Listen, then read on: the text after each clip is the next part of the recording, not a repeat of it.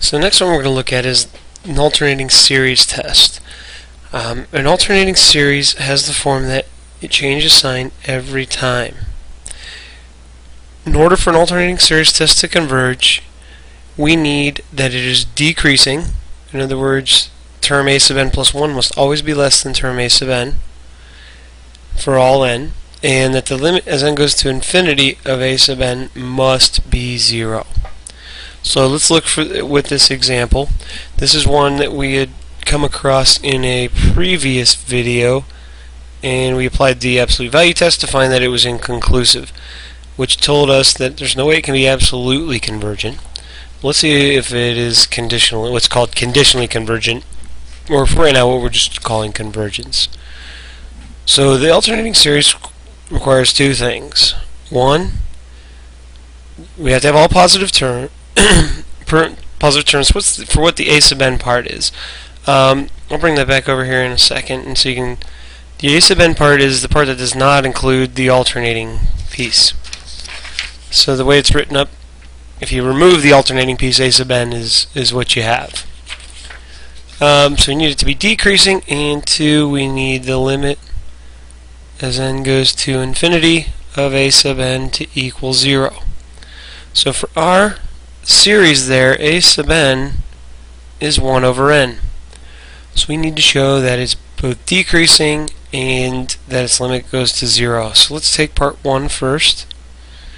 We need to show that a sub n plus 1 is less than a sub n. So we need to show 1 over n plus 1 is less than 1 over n.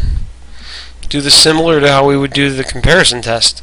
We want to show this.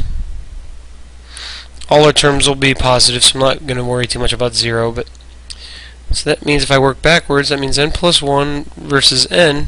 Flip that. N plus 1 is greater than n, and that's true for all n greater than or equal to 1. So 1 is checked out. It is decreasing. Number 2, the limit as n goes to infinity of 1 over n equals 0. Checks. So our series negative 1 to the n over n is convergent by the alternating series test.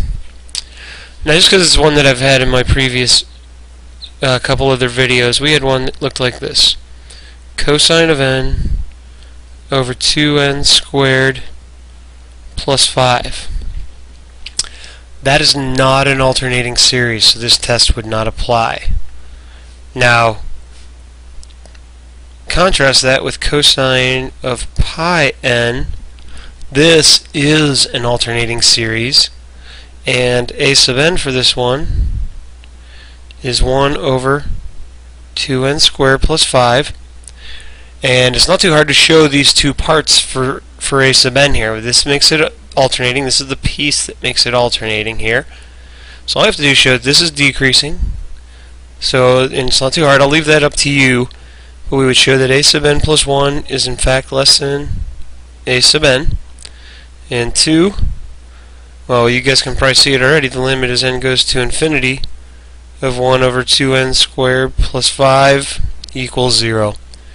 So this would be convergent by the alternating series test.